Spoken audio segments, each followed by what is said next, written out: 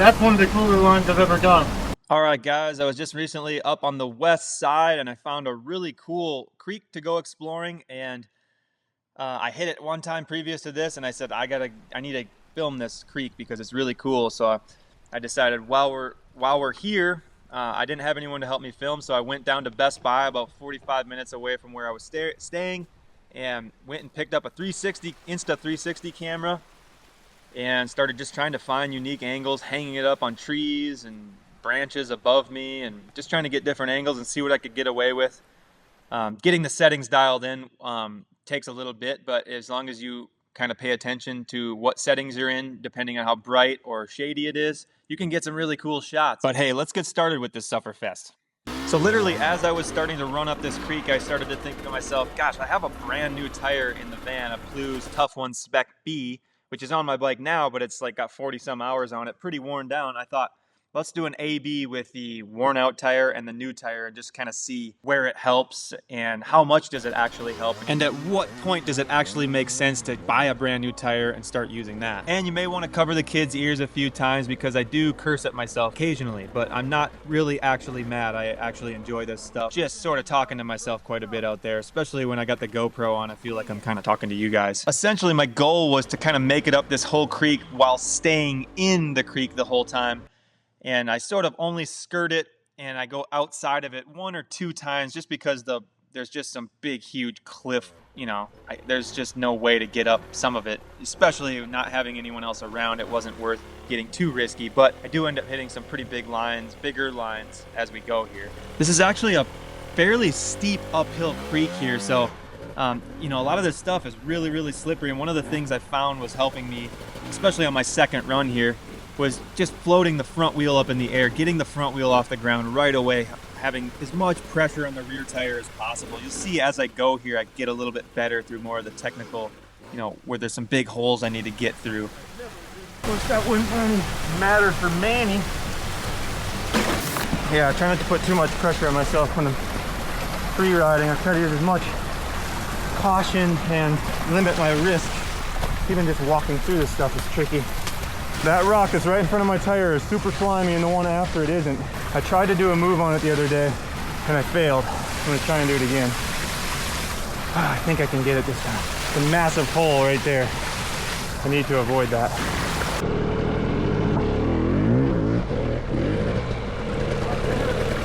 So it's tough to say exactly what happened here. The angles and the amount of momentum I needed to establish were probably a little off, of course. And then I end up high centering there, hitting my peg, and that actually happened to me again. Completely soaked. I fell in a pool of water, completely soaked my leg there. I just had a tough time with that section, and the next time I actually forget to hit record, and I did it a little bit better, but it was still really tricky, so I don't know. I'm gonna have to go back to that section.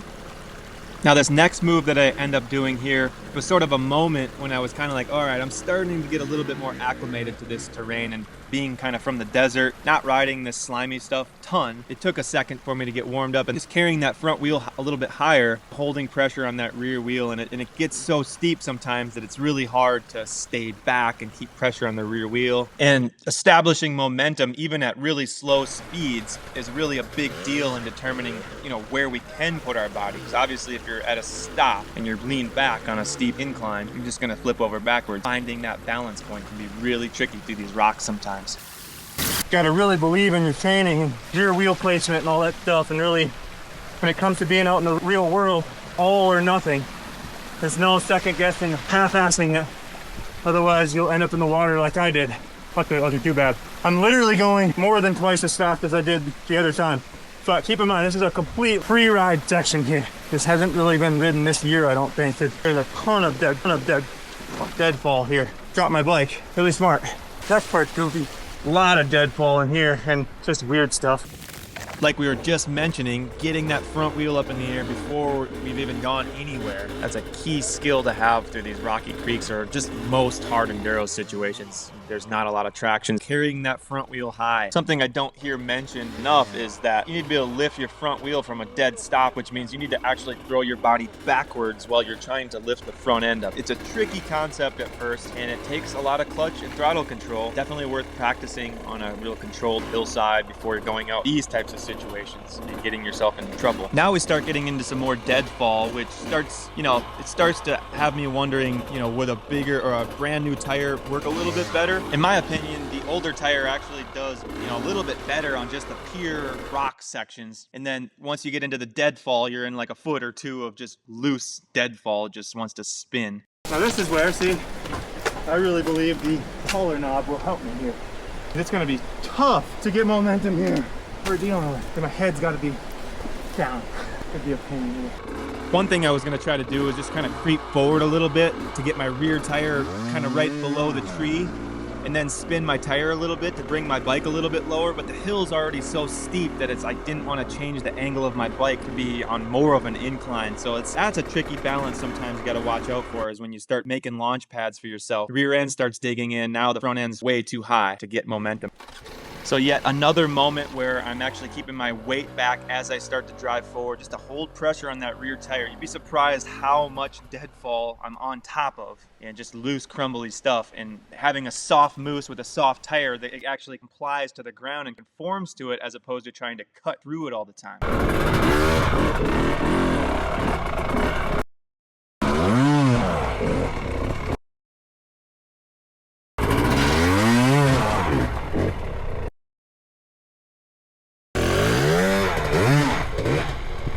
So much easier my second attempt up this thing. It's burned in a little bit more. I scoped the lines out, carrying my front wheel higher, keeping the front end of the bike light.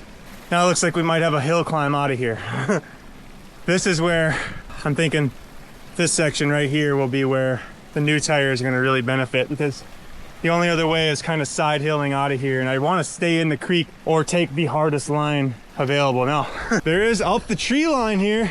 That tree looks pretty mushy though, so it doesn't seem likely. And I have a decent launch pad there. Actually might even be able to come in from over here and go up and over the rock and then blast it. We'll see here.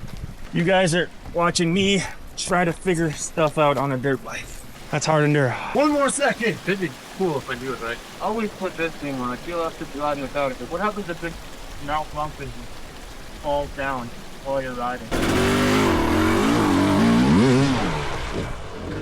I almost hopped the rear wheel over that rock. It was about to be epic, but then I just kind of missed it and got on the throttle a little bit early. And then right there, I didn't let the clutch out early enough. That rock was so slimy. This was sort of my point where I was kind of like, I'm not sure how much farther I can go up the creek without doing a bunch of tree trimming and moving a lot of stuff. But keep an eye for the next run, because I found a solution to that area, but it was time to go back and change the tires. Nice thing about having a worn out tire that's been used quite a bit is it comes off the rim super easy. And of course, you always have to twist the knobs as much as possible throughout the day to make sure it's the same rubber that you felt earlier in the day. That's a very important part of having a gummy tire. And then also when you just have a really worn out mousse or soft mousse, even a new tire goes back on pretty easy. Now let me know in the comments if you're impressed with my tire changing techniques. They're some of the best ones available, so make sure you're taking notes.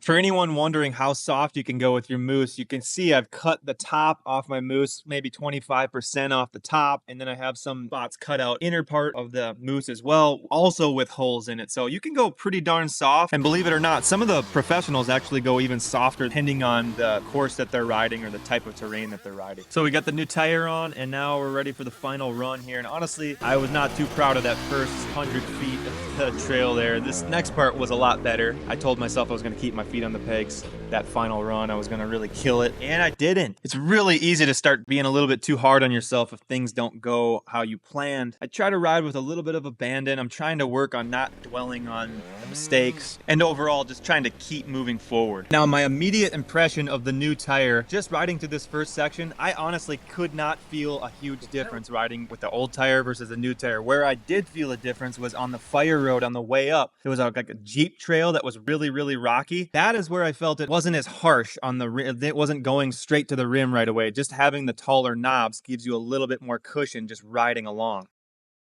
I am getting better as I go up this, so you guys are just gonna have to trust me on my feel, because I'm gonna go up certain sections faster now that they're ridden in a little bit. So you're just gonna have to trust what I feel in the loose stuff with the tall knob versus the short knob. Let's see here, where should we set the camera? A lot of times you got to pivot the front wheel over and then come forward just to think about where the rear tire is going to end up.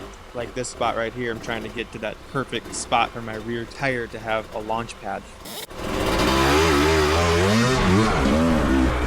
So that was sort of interesting because I cleaned that line out, took a few rocks out, and made myself a better launch pad, and I actually did worse on that run with the new tire. So a lot of it's just in how I execute.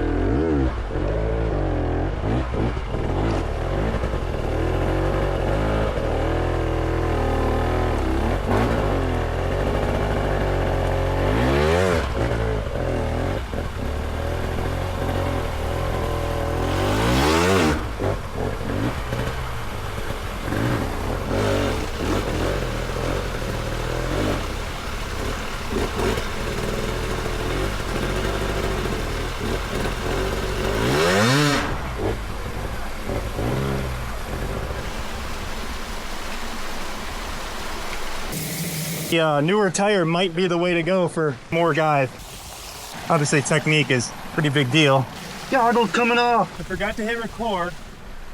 And I hit the most sweetest line of the whole thing. Now I gotta go do it again because that was too cool. I know I can do it again. And it's probably good to practice getting turned around in some semi-messed up situations.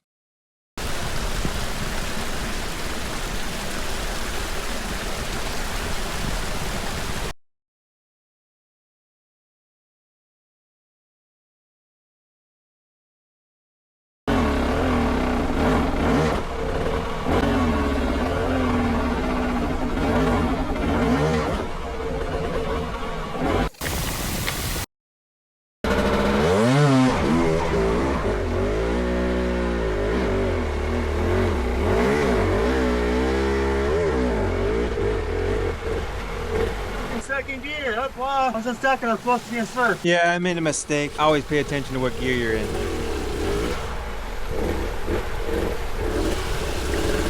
Really important not to get too hasty in these situations. Easy to put your foot in the wrong spot and get off balance, or just make any type of wrong move. So all the clutch and throttle work, and just kind of paying attention to what you're trying to do and what you're aiming to go for, because you get yourself in a hole real quick, or you can trip and fall.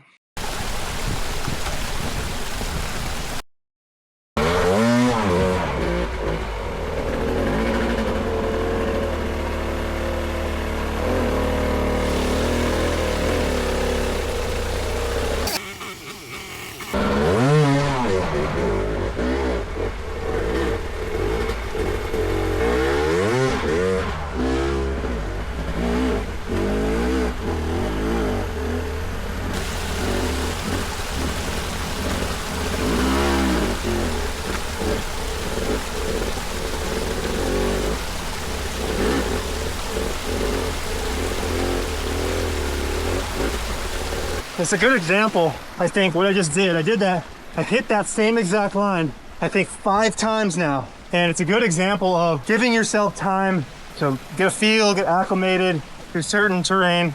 And you can see, my 5th try, I was able to keep moving. Obviously believing in yourself, committing to the things that you know are right for a section, so crucial. So easy to mess it up. So far I'm doing a lot better on the new tire. I've practiced this a lot, so I think that's most of it. I'm feeling a difference. I'm having a hard time exactly saying what's better here. I don't know. Maybe with a less worn out carcass, maybe I can run into things a little bit harder. I'm not sure what the answer is here.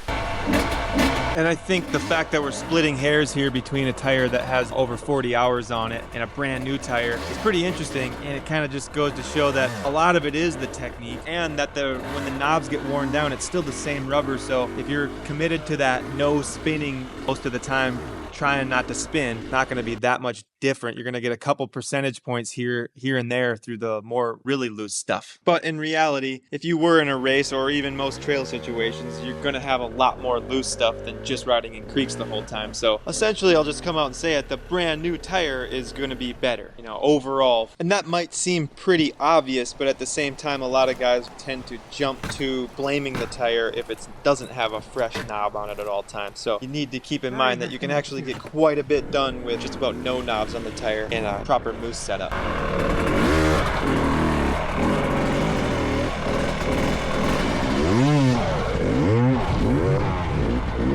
I was trying to get up past that next ledge that would have gotten me up above a bunch more junk. It was worth a shot, and I didn't crash trying to do it, so I'll take it.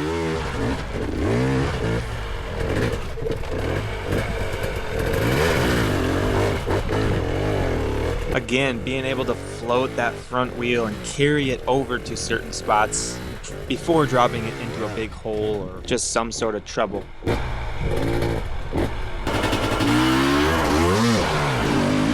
So this was that alternate line I was mentioning earlier that I had to kind of clear some brush out to make it happen. That's one of the cooler lines I've ever done. The conditions are just right for it.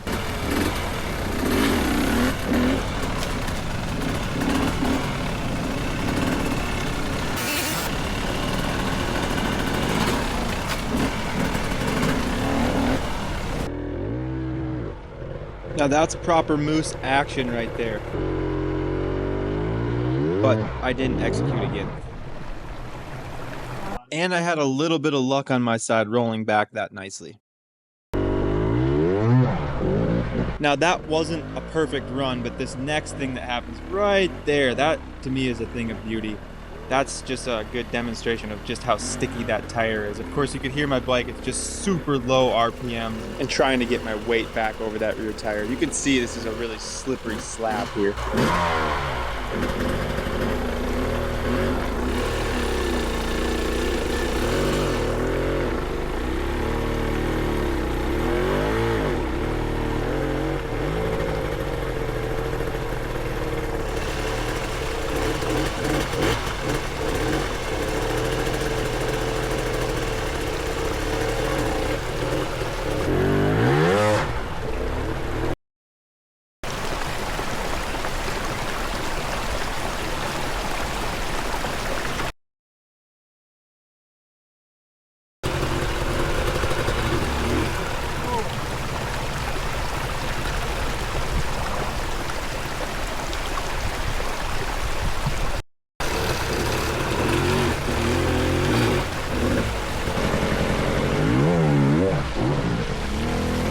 I was pretty stoked on that line. I really had to hit the edge of that rock at the bottom to not get deflected into a huge hole. It becomes a major struggle through this next spot, so I'm going to post this whole struggle as just an auxiliary YouTube video after I post this video.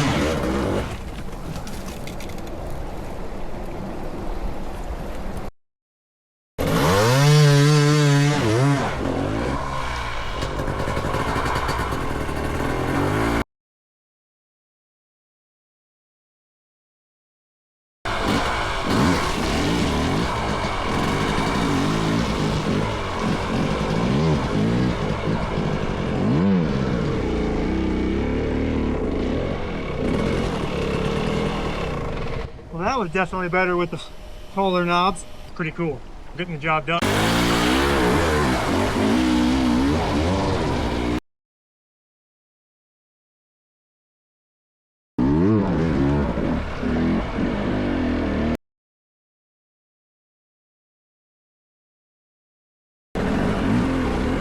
It's another one of those situations where it's really loose here with that deadfall, but I don't want to dig down too far with my rear tire, otherwise my front end's back up in the air too much, and that rock in front of me is pretty darn slick.